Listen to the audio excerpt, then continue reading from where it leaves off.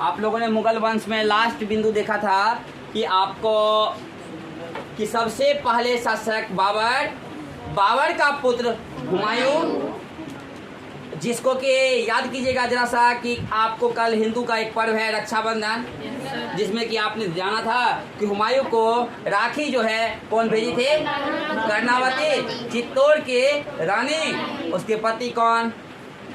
संग्राम सिंह। याद कीजिएगा, क्योंकि वो आपको डर गई थी किससे? बहादुर शाह से। किससे? इसीलिए याद कीजिएगा कि आपको हुमायूं दूसरे शासक, तीसरे शासक कौन? अकबर। अकबर के पुत्र कौन? जहांगीर। चौथे शासक, पांचवा कौन? शाहजहां। छठा कौन? औरंगजेब। और याद कीजिएगा औरंगजेब के बाद की अगर शासकों की तो हम लोग उसको विस्तार रूप नहीं देंगे, लेकिन फिर भी हम लोगों ने पढ़ा था कि आपको बहादुर शाह जफर फर्स्ट या बहादुर शाह, बोलिए हाँ या ना, औरंगजेब के बाद। तो ये आपको कब बैठे थे? बहादुर शाह कब और कब तक रहे? 1712 तक। एक क्वेश्चन कभी कभी पूछता है कि मुगल वंश के राजगद्दी पर सबसे बुजुर्ग या सबसे बूढ़ा राज अभिषेक या राजगद्दी पर बैठने वाले शासक तो कहेंगे बहादुर शाह प्रथम। यही आपको 60 प्लस उम्र में राजगद्दी पर बैठते कौन? और बहादुर शाह को भी आपको, क्योंकि राजा है तो आप भी जानते हैं कि राजा को पत्नियों की तो आपको कमी नहीं। बोलिए हाँ, उसमें भी किस वंश के शासक? मुगल वंश के। तो मुगल वंश में लड़का आगे देखो है तो किस वंश के? मुगल वंश के। तो आप जानते हैं कि इनका यानी पुत्रों में तो यानी हम लोग बात करेंगे तो जहांदार कौन? जहांदार शाह राजगद्दी पर 1700 कितना में बैठते हैं? 12 में बैठते हैं। जहांदार शाह को यानी राज्य के दरबार में यानी ये अपने भाइयों में भी विवाद करता, मैं बैठूंगा मैं बैठूंगा मैं बैठूंगा, लेकिन इसके चक्कर में इसका भाई का देहांत भी होता है, लेकिन अन्य लोगों के सहयोग से ये राजगद्दी को प्राप्त कर लेते हैं और 1712 में राजगद्दी पर ये बैठ जाते हैं। बैठने के बाद इसको एक वेश्या से कहता है प्रेम हो जाता है, यानी उस वेश्या का नाम अगर बात करो तो इतिहास के पन्नों में अलग अलग नाम है। कहीं लाल कुंवर कहा जाता है या कहीं लाल कुमारी कहा जाता है। इतिहासकारों में यहाँ मतभेद भी है। तो कहता है क्या कि आपको ये इसके अधीनता हो जाता है और इसको क्या दे देते हैं? राज्य के हर एक फैसला लेने का अधिकार, जिसको अगर कही जाए फैसला लेने के अधिकार देने की प्रक्रिया को अगर हम लोग कहते हैं तो कुछ अलग नामों से भी जानते हैं। याद कीजिएगा कि हम लोगों ने इससे पहले पढ़ा था कि वो राज्य के मामलों में हस्तक्षेप करने का आदेश दे रखा था। कौन? जहांदार शाह। किसको? किसको? लाल कुमारी या लाल कुमारी। ये आपको एक वेश्या अगर बात की जाए तो ये आपको इसे विवाह करने से पहले ये नाच गान किया करती और नाच गान करते करते करते करते ये आपको एक यानी इसको ये आपको अच्छा लगा और खास करके अच्छा लगा, फेस तो अच्छा लगवे किया। आप लोग नई नई दुल्हन को देख आवाज़ सुने होंगे, नई नई दुल्हन का जो आवाज़ है याद कीजिएगा दीवालों तक जाता है। अब वही 5 दिन के यानी शादी के 5 महीना के बाद उसका आवाज़ कब्रिस्तानों की तरफ पहुंच जाएगा। बोलिए हाँ है ना। इनके आवाज़ को सुन करके, इनकी आवाज़ इतनी मीठी थी, इनकी आवाज़ को सुन करके ये इसके ऊपर मोहित होते। सुंदरता तो थी, इनका आवाज़ को लेके भी यानी मोहित हो जाते। कौन? और जहांदार के ही जहांदार इसके ही वश में आ जाते हैं। किनके वश में? लाल कुमारी के वश में। इसका मतलब है कि सारा फैसला में हस्तक्षेप करने लगी। कौन? एक दिन लाल कुमारी का मन में चाह उठे कि मैं चाहती हूँ कि राज्य के जितने भी आपको प्रजा है, उस प्रजाओं में यानी आपको डर तो हो ही, लेकिन वो आपको किसी समस्याओं के कारण या मौत को देखकर वो चिल्लावे तड़पे, मैं ऐसा देखना चाहती हूँ।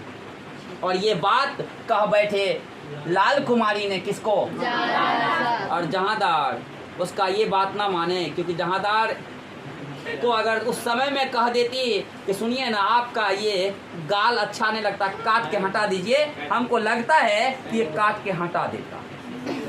तो ऐसी स्थिति में इन्होंने ऐसा ही करवाया, एक नाव को डुबा दिया जिसमें कि लोग तरफ तरफ के मर गए और आपको वो देखती रह गई क्योंकि उसको देखना था। उसके बाद इतिहासकार कहते हैं कि लाल कुमारी एक बार इसके पुत्रों से थोड़ा बहस हो जाता है। इसके वजह से ये कहती है कि आंख निकलवा के इसको कारावास में डाल दिया जाए। आंख फोड़वा करके कारावास में भी डाल दिया जाता है। किसके द्वारा? हाँ, बेटा को। किसके द्वारा? जहांदार के द्वारा। यहाँ तक कि इसीलिए इतिहासकार इसको कहा लंपट मूर्ख। ऐसा मूर्ख आप कभी देखे हैं कि जो आपको प्रजा का यानी रखवाला प्रजा को तड़पते हुए मरते हुए देखना चाहा। इतना ही नहीं, आपको बेटा तक का आंख निकलवा दिया जाए, ऐसा आप महामूर्ख को देखे हैं, इसलिए इसका नाम रखा गया लंपट मूर्ख। साथ ही साथ आप अगर कहें तो ऐसा करने वाला आपको पहले शासक हुए मुगल वंश। इससे पहले अगर बहादुर शाह की बात करें तो बहादुर शाह भी अच्छे योग्यता वाले शासक नहीं रहे, इसलिए यानी इसको प्रजा से उतना मतलब और कहाँ क्या चल रहा है नहीं चल रहा उतना ध्यान नहीं देता था। इसलिए इतिहासकारों ने इसको शाह-ए खबर का उपाधि दिया था। शाह-ए खबर का उपाधि दिया था। किनको? जिसका बचपन का नाम क्या था? मुअज्जम। मुअज्जम।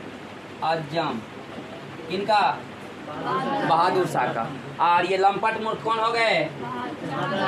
जहांदार शाह। कौन? जहांदार शाह। जहांदार शाह को इतना घृणित काम करते हुए देखते हुए इसका भतीजा जो कि राजगद्दी को हथियाने के चक्कर में जो इन्होंने भाई को मरवाया था, उसका बेटा क्या किया, इसको का ना अब इसको मारना जरूरी। ये राज्य में सिर्फ सुनता किसका है?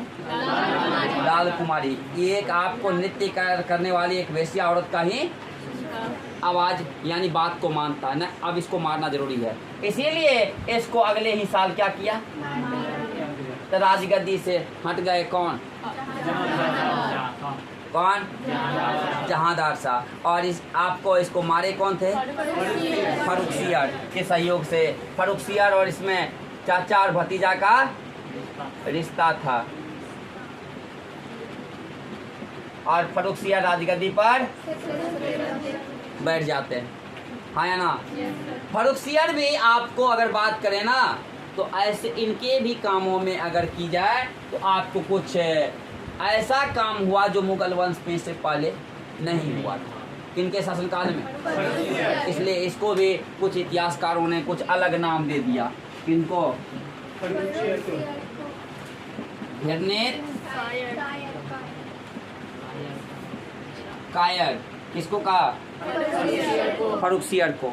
आप फर्रुखसियर के अलावा अगर बात करें तो आपको इसके बाद कौन बैठे थे?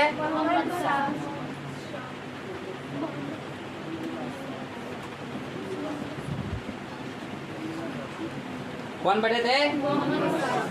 बोलो। तो ये जब राजगद्दी पर बैठे ना, इसके समय में भी ये आपको इसी के तरह कुछ काम कारनामा कर बैठते हैं। इसको था वेश्या के प्रति प्रेम, इसको सुंदर लड़कियों के प्रति प्रेम। ये आपको सुंदर सुंदर आपको लड़कियों की तलाश में रहता था। कौन? बोलिए ना। इसलिए इसको मुगल वंश में रंगीला बादशाह कहा गया। क्या कहा गया? रंगीला बादशाह कहा गया। किस वंश का? इन लोग कुछ अपने पूर्वजों के नामों को भी बदनाम किया, कुछ ऐसा आपको काम किया जो आपको इन लोगों को उपाधि मिल गया। जैसे मोहम्मद शाह को रंगीला बादशाह, तो आपको घृणित कायर कर दिया फर्रुखसियर को, और आपको जहांदार को लंपट मूर्ख कहा गया। क्या कहा गया? तो याद रखिए कि उसके जैसा मूर्ख कोई था। आप इससे पहले एक मूर्ख का नाम सुने थे, किसका? जो आपको मूर्ख से विद्वान बन गया था, कालिदास का। कालिदास जी भी उसी आपको वृक्ष के डाली पर बैठे थे जिसको काट रहे थे वो, तो उससे भी बड़का मूर्ख तो ये न हो गया कि आप बताइए कि जो ये कहेंगे वही सुन रहा था कौन? अगर हकीकत कही जाए, कुछ विद्वानों ने, कुछ इतिहासकारों ने कहा, अगर ये कह देती उसको कि आपका जो है ना ये कान सुंदर नहीं लगता, इसको काटिए, इसको भी वो काट के हटा देते। इतना बात इनका आज्ञा का पालन किया करते थे, क्योंकि इनको पूरा हस्तक्षेप करने का अधिकार दिए थे। इसीलिए फर्रुखसियर को चिंता हुआ और ये क्या किए? मार दिए। किसको? इसलिए उसको मरवा दिए। तो कहने का मतलब है कि मुगल वंश में हम लोगों ने आपको औरंगजेब से पहले की हर विधि व्यवस्थाओं को पढ़ा था, लेकिन इसमें से कुछ उपाधियों को पढ़ा। इसके अलावा अगर कुछ ऑब्जेक्टिव आएगी तो हम लोग उसके लिए बात आगे करेंगे।